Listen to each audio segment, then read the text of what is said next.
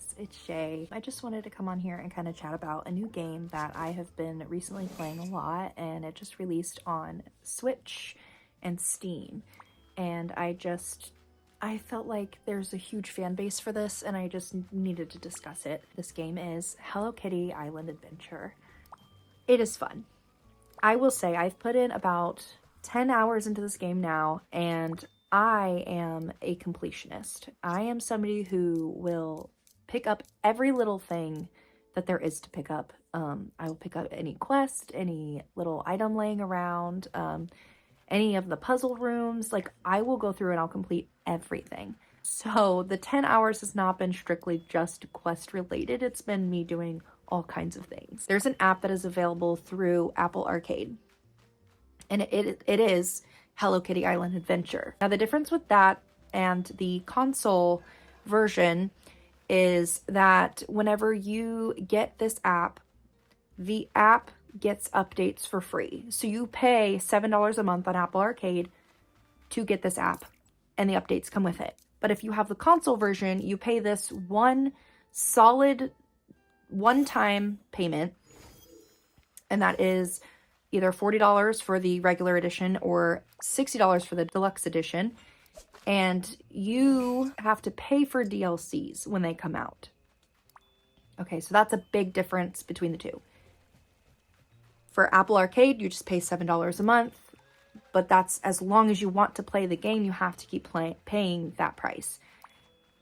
If you want to play it on a console or PC, it is just that one solid price, but to get any DLCs or updates to it, just DLCs, you will have to pay the extra amount. I can't say how much the extra amount will be, but that is kind of what we're looking at. Now, I did want to break down kind of the regular edition of the game and then the deluxe.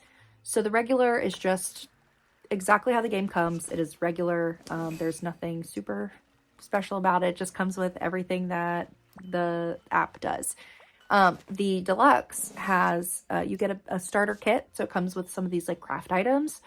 And actually one of the coolest things, I personally bought the deluxe. One of the coolest things that I got from the deluxe kit is it's like a pack of these flowers. So each day you can only give somebody 3 gifts. And once you reach that maximum, you cannot give them any more gifts until the next, like the following day. Now, with these flowers, if you give somebody this flower, you have an opportunity to give them 3 more gifts. And that kind of continues. As many times as you give them this flower, you will get 3 extra gifts to give them. So I think that that's a huge plus, because if some things are time gated behind your friendship level with some people. So with some of them, like one that I'm working towards now is the snorkel. You cannot unlock the plans to get the snorkel or certain things for the snorkel until you complete a certain level of friendship with one of the characters. And so in order for me to do that quickly, I was able to use those flowers and do that in a single day. So that is super beneficial, but without that, you don't get that opportunity. There is also a way that you, with the deluxe, you are able to purchase some of the event items before they come out in the game. So with the regular edition, you have to wait until that event happens and then you get those items.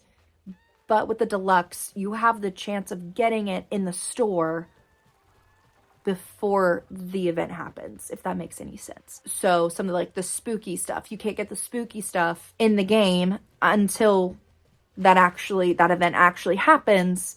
But in the deluxe, you're able to get it sooner.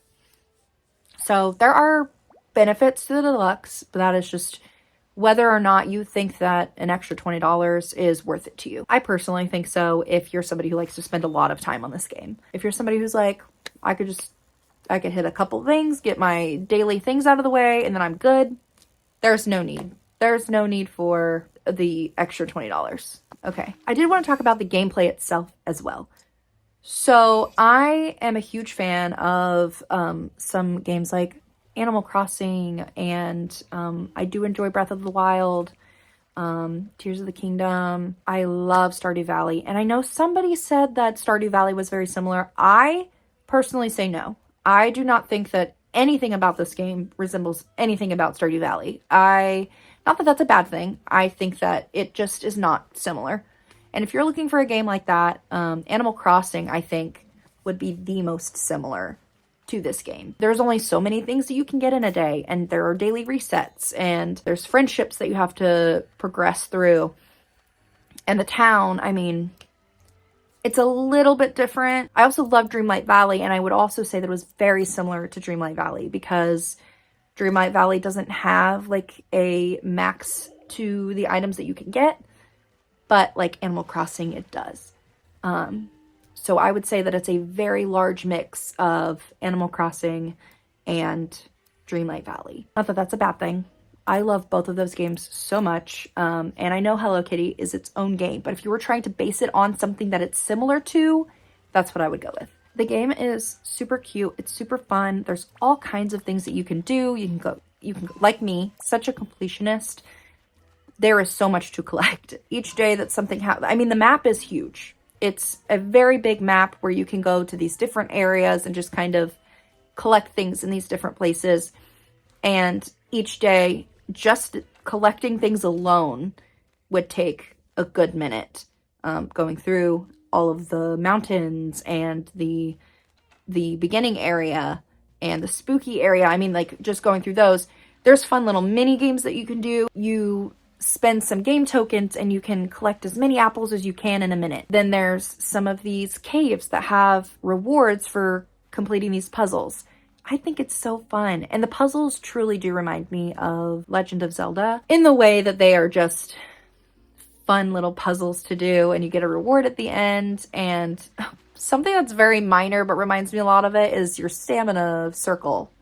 So when you're climbing something or trying to get up somewhere, you have this little stamina circle that kind of goes away, and it looks very similar to Breath of the Wild's stamina circle. But I think that there is a lot to do. I mean, if you're somebody who just gets very bored of things quickly, I don't know that you'd be bored of this. There's a lot to do.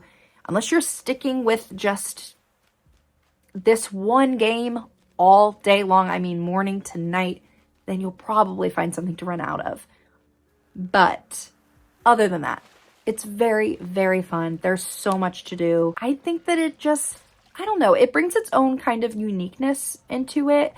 And I think that's something that we kind of needed in a game. And for me, that was kind of refreshing. Like, sure, it's like some of the other games I've played, but it's not exactly like the other games that I've played. It brings its own piece to the table, you know? And I think that that's just really nice to have. And it's like a mindless game. Like, I don't have to sit here and think too much about what I'm doing in the game. Some of the puzzles might be a little difficult, might make me think for a little bit, but it's not something that's just like hurting my brain. And that is very nice. And I really love that about this game. You've gone through all of this and you're like, what is the game even about? Let me tell you. So in the beginning of the game, you are on a plane. Okay. On this plane is Hello Kitty and all of Hello Kitty's little friends.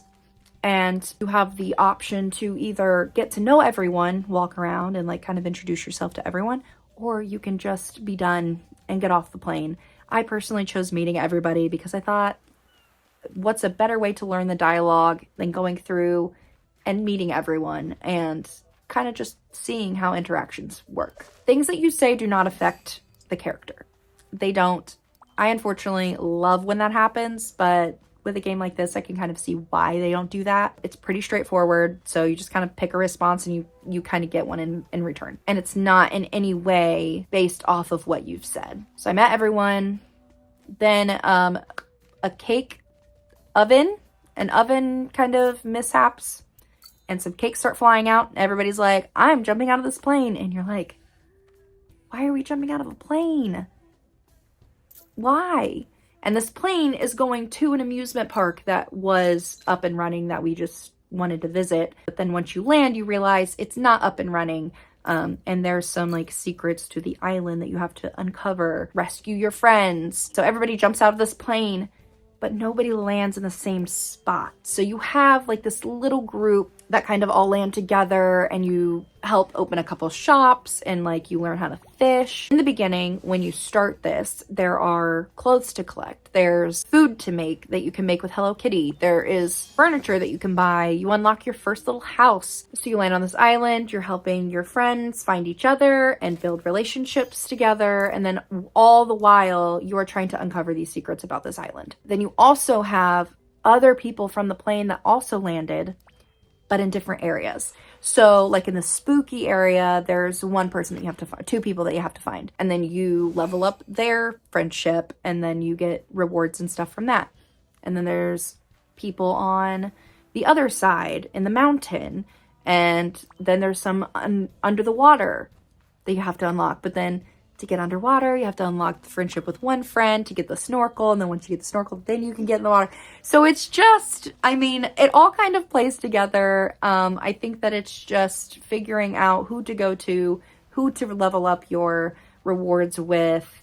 And that kind of will play into how the story progresses. And as far as I've gotten, I haven't gotten too terribly far where I've unlocked all of the extra characters, but the neat thing is that once you unlock these characters, they can be your companion once you level them up. So like right now I have Hello Kitty running around with me. It's super cute. The customization in this game is really neat. It's not too much, but it's just enough. Like I'm not overwhelmed with the options, but it gives enough that I feel like I am customizing my character. This is the character that I want and want it to look like. I like that there's like a bunny, a cat, a dog, like different animals that you can pick from for your character to be. I thought that I'd go with a cat because I love cats, but then I went with the bunny because the bunny was super cute, and the color schemes, and it was neat. The colors and the movement and just everything kind of blends together, and I really love that about this game.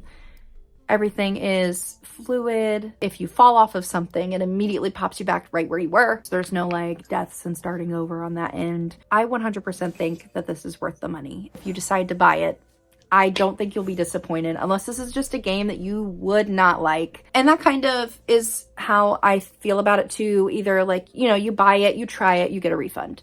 Or if you were willing to try it on your phone, maybe pay for the Apple Arcade. And then if you don't like it, then you don't have to stick with it. But if you do like it, you could get the full version if you want to. The reason I bought it on Steam is just because I like the portability. I have a Steam Deck, so I can take it with me and I can play it without having to sacrifice my phone's battery for that. I'm also just not a huge mobile gamer. I prefer a controller or a mouse and keys. That's just kind of my vibe. I don't care for a phone game. But all of that to say is that it is available on these platforms. Honestly, if you paid the money, you will not be disappointed. I truly believe that if you didn't like the game, it's just not a game for you anyway. If you love cozy games, this is right up your alley, honestly. It's fun. And then get the game and then come play multiplayer with me. I would absolutely love that. So subscribe for more reviews, comment, and let me know how you felt about this game. And thank you for watching, and I hope to find you at the next one.